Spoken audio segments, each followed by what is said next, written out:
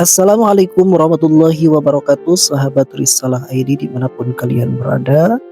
Oke baik teman-teman semuanya, kali ini kami akan memaparkan tentang cara iblis merusak rumah tangga manusia.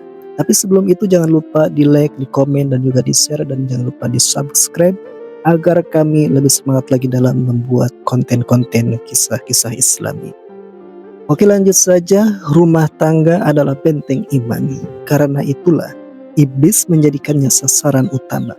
Ia tahu jika satu keluarga hancur, maka generasi setelahnya akan ikut rusak.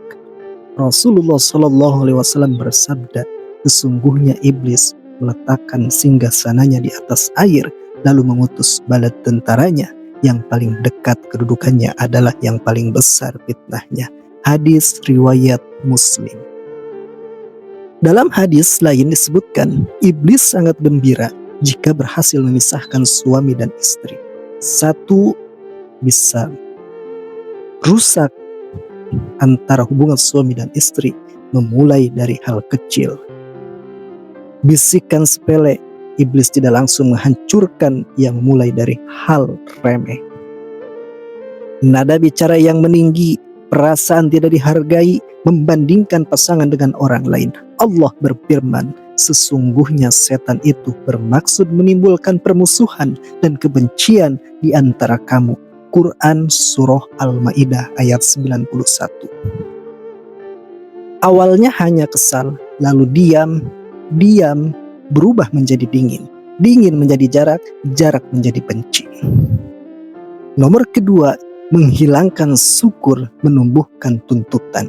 Iblis membutakan mata hati agar lupa nikmat, lupa kebaikan pasangan, hanya melihat kekurangan, merasa selalu kurang. Padahal Allah berfirman, jika kamu bersyukur, niscaya Allah akan menambah nikmat kepadamu. Quran Surah Ibrahim ayat 7. Yang ketiga, menjadikannya emosi lebih tinggi dari akal saat marah. Iblis hadir paling dekat.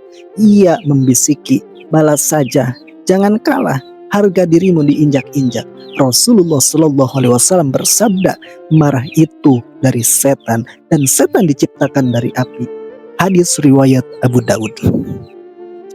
Banyak rumah tangga hancur bukan karena masalah besar, tapi karena satu kata kasar yang tak ditarik kembali. Nomor 4, menghalangi doa dan ibadah bersama. Iblis takut pada rumah yang ada sholat berjamaah, ada doa suami istri, ada Al-Quran yang dibaca.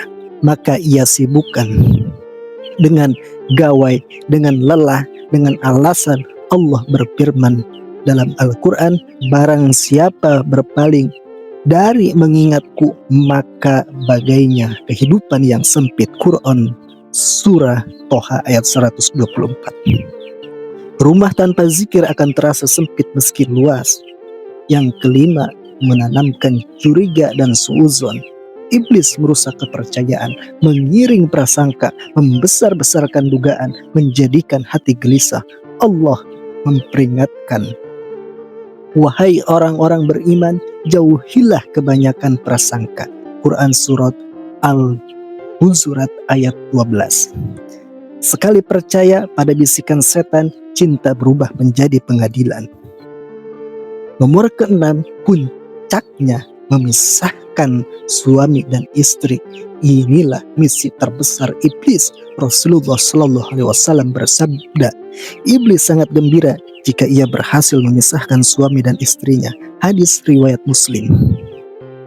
Saat talak terjadi karena amarah, ego, dan bisikan setan, iblis merayakan kemenangan. Cara melindungi rumah tangga dari iblis: 1. Perbanyak doa bersama.